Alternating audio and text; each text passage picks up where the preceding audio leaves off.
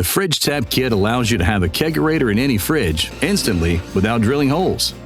Clear out those old condiments in the back of the fridge and fill that space with beer.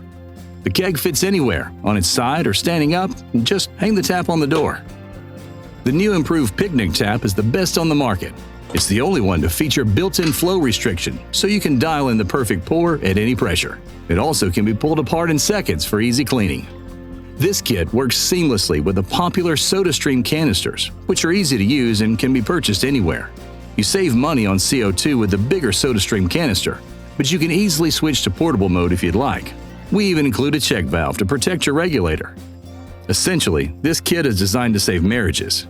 Maybe your wife loves drinking the dry-hopped triple IPA that you brewed yourself, but probably not. So, impress her with a 5-liter batch of margaritas or mojitos. She could serve herself right from the fridge or bring the whole kit out onto the deck to share with friends. With one extra T adapter and a bit of hose, you could set it up to serve multiple kegs at once, and then everybody's happy.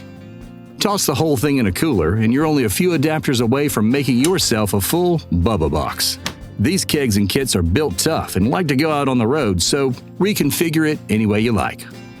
When you fill a keg, you need to keep the oxygen away from the beer, and the Mega Cap does that perfectly.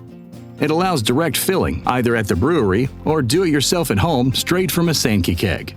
You can store a commercial keg in the basement and just put what you're going to drink upstairs in the fridge.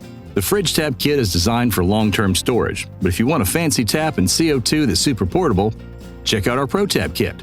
Don't worry, you can easily turn one kit into the other with our upgrade kit, so it doesn't really matter which one you start with. You're going to want to build this bad boy eventually.